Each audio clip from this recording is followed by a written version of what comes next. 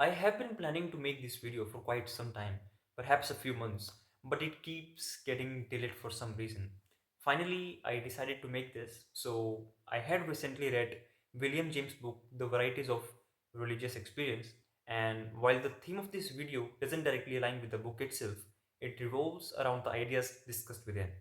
As the name suggests, the book explores the range of religious experiences individuals have. And before we begin, I would like to emphasize that this is one of the best books that I have ever read, and obviously among the best that I read this year.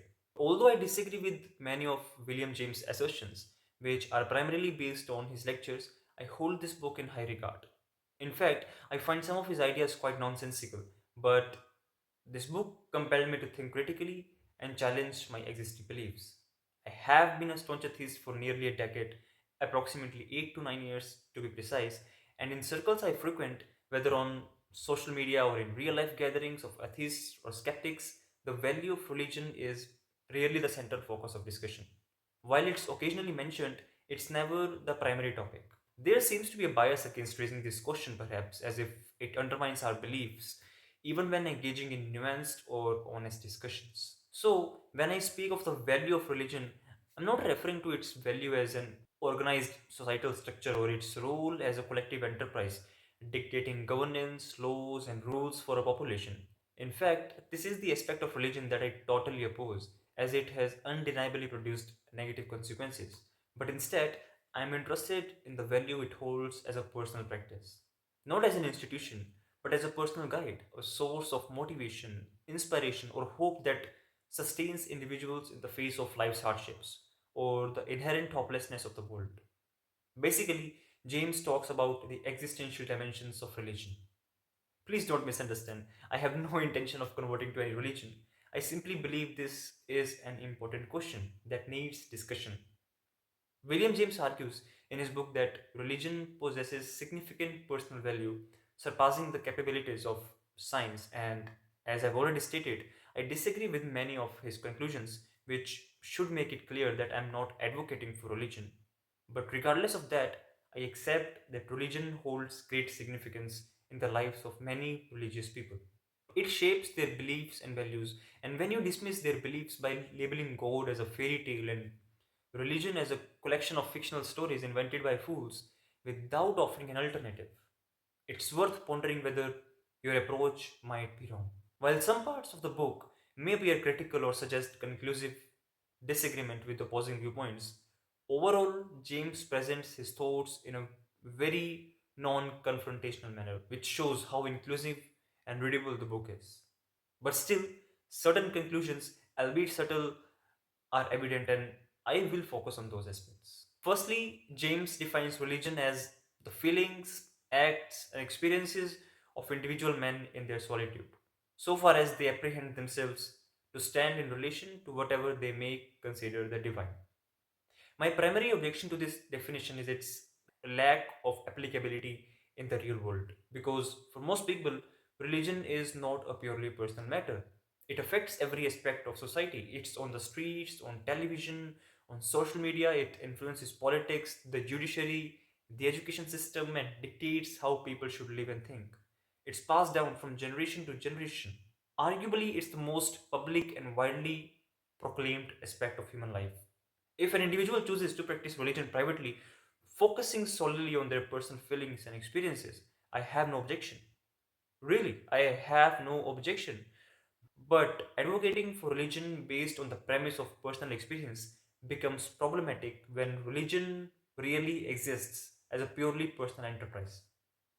It's very similar to arguing that one can consume meat ethically by ensuring humane treatment of the animals, ignoring the realities of the meat industry. Because such arguments are used to justify harmful practices by presenting a less evil image. This is my primary concern. Proceeding, William James distinguishes between two types of individuals, the healthy minded and the sick souls. As the names suggest, healthy minded religious individuals are optimistic about life, they are hopeful, they believe in love, and perceive God as benevolent. And on the other hand, sick souls are those who experience deep existential suffering. They grapple with issues like sin, guilt, and redemption. and things like that. While James doesn't explicitly compare these groups or claim superiority of one over the other, he emphasizes that individuals experiencing existential suffering better explain the personal value of religion, because in these cases, religion can offer a sense of purpose, a moral compass, and guidance to those who are suffering. He supports this claim by providing many, many anecdotes, such as the experiences of Tolstoy and John Bunyan, who, amidst profound psychological distress and a loss of meaning in their lives, found solace in their connection with God. But it must be said that anecdotes do not constitute proof. Given that during James' time, the atheist population was relatively small, I think it limited his access to other perspectives. Anyways, I personally know many atheists who live fulfilling and meaningful lives and do not perceive the world as a place of constant darkness and pain. I could easily compile a book filled with such examples, but it wouldn't prove anything conclusively.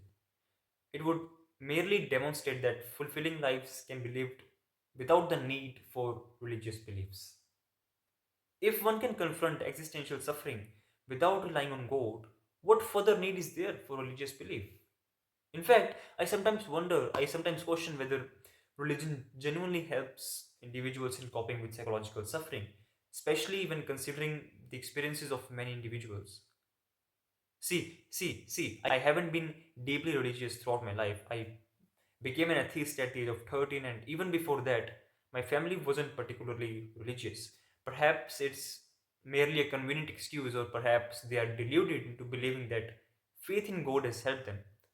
But I still don't want to judge anybody. No coping mechanism is inferior, and it's very subjective as well. So, if your belief in God helps you, I've got no problem with that. While working on this video, I inquired with several religious friends about their coping mechanisms during difficult times, because I genuinely wanted to understand whether their belief in God provided any support. They said that it did, stating that their belief in God sustains their hope and makes them feel stronger, as if they have a divine support. Now, if you were to ask me or any other atheist how we cope with difficult situations, we wouldn't respond by saying we lose all hope and believe the world is ending. While everyone experiences challenging times, their reactions and feelings are not solely determined by their religious beliefs or the intensity of their psychological pain. Can we quantify whether the hope or optimism derived from religion is more potent than experienced by an average atheist? No, we cannot. Such comparisons are subjective and difficult to measure. Yes, religion may help some individuals cope with psychological suffering, but given that we haven't experienced the world without religious belief, saying that religion is a necessity for resilience to exist might be a biased assumption. I have been an atheist for a considerable portion of my life. As a child, at the age of 11, I had a months long difficult experience that actually led me to question the existence of God, because I felt abandoned by it. I know several individuals who lost their faith after experiencing traumatic events. That is why anecdotes cannot provide conclusive evidence. I know people who have found solace in religion, those who abandoned their faith after suffering, and those who live meaningful, fulfilling lives without religious beliefs. In the absence of God, I believe we learn to cope with these challenges in some other way. That's all. This leads us to the conclusion that individuals cope with existential suffering in various ways, and religion or the concept of God is merely one of the ways. All these coping mechanisms are highly personal and subjective, as suffering itself is deeply personal and subjective, but religion seems to be an exception here, as it manifests itself as a powerful institution which raises serious concerns whether the trade offs are even worth it. James' book is replete with anecdotes one after another, as if he lacked the ability to provide credible evidence or was unfamiliar with basic principles of evidence based reasoning. Not to mention the fact that psychology was still a very new field when he wrote the book. It was barely a science back then. So, rigorous data and experiments to support his claims are largely absent.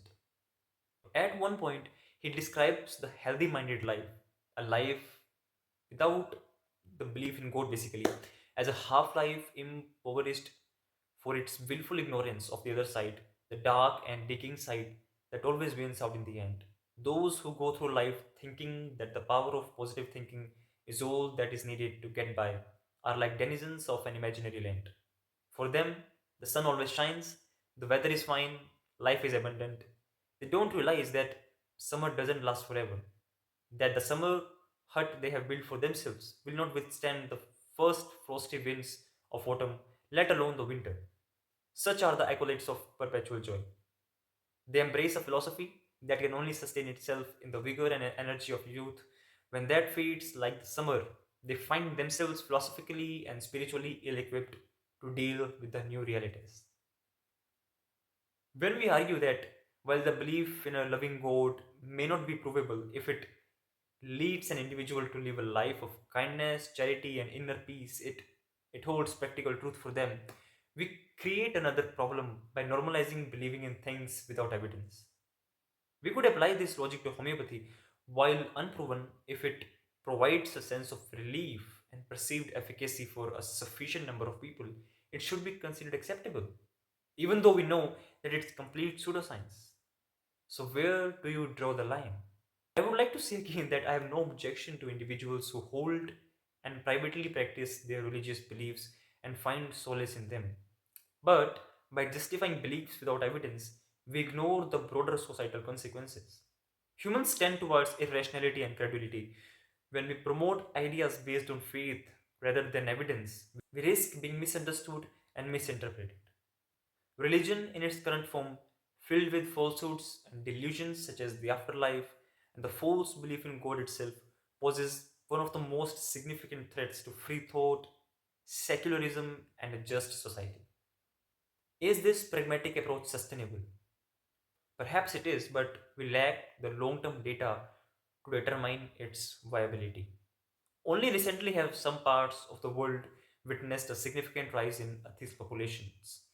Time will tell how these populations evolve and thrive, but ultimately, we must question the extent to which the trade off between pragmatism and truth is justifiable.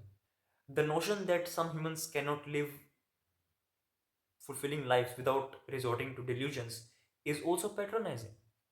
I believe that it rather reflects a collective societal failure and the pervasive conditioning that leads children to believe a meaningful life is not possible without religious faith. James also makes the claim that religion helps individuals manage anxiety, fear, and depression by providing a framework for interpreting suffering and uncertainty. Well, well, I'm not convinced that atheist children will inevitably grow up to be more pessimistic, depressed, and incapable of self-sufficiency. Especially when there is no evidence to support this claim. Strong claims require strong evidence, and James failed at that totally. Another belief held by James is that religion can cultivate compassion and altruism. But recent discoveries in primatology, human behavior, and biology have demonstrated that human morality has evolved naturally and it is not a product of religious indoctrination. We are inherently altruistic. And even if you don't talk about societal progress, individual progress is also hindered when we delude ourselves. If we can convince someone to believe one lie, the likelihood of them falling prey to other falsehoods increases. How can this be considered personal progress? A life built on lies and delusions cannot truly benefit an individual or provide the sense of liberation they might otherwise experience. James suggests that we can act as if there were a God, feel as if we were free, consider nature as if she were full of special designs, lay plans as if we were to be immortal, and we find that then these words do make a genuine difference in our moral life. This approach is flawed, such as if scenarios are ineffective in high stakes situations. I could easily debunk numerous paragraphs in this book, generating enough content for daily discussions for a month or more. But I have but I have outlined the primary concerns I have with James' arguments. I just adopted a dog. He is three-legged, so couldn't survive on the streets easily. But does acting as if there were God help in this situation? Not at all. There is no other option than adopting the dog ourselves. The help is not coming from anywhere else, neither for the dog nor for me if I see another such case, which I actually do on a regular basis, and it makes me feel very bad sometimes that I cannot adopt all of them. I only console myself by saying that I can only help so much. God doesn't console me. Perhaps you can console yourself a little by saying that the family who abandoned the dog will face bad karma because of it, whether in this life or in afterlife. Or you can console yourself by saying that the dog probably got the injury because he or she did something terrible in their past life. So they are getting the punishment now. But this is total nonsense if you see. This is not reality. These are lies. This is stupidity. And I would like to end this video here. So, in conclusion, despite its flaws, The Varieties is an intriguing book. I have significant disagreements with many of James' assertions, and I hope this video has effectively conveyed those disagreements. This is not merely an exercise in leaving the listener to form their own conclusions, because I did make many conclusions in the video. While a valuable work for its time, the book's limitations become evident when considering the advancements in our understanding of the universe and human behavior since its publication. It's been more than 100 years. The world today is far more atheist friendly than it was during James' era. I wonder how he would have approached the topic in 2024 and what his reaction would have been to the rise of the new atheist movement and the staunch anti theism it promotes. These are intriguing questions, but ultimately we can only speculate. People are products of their time.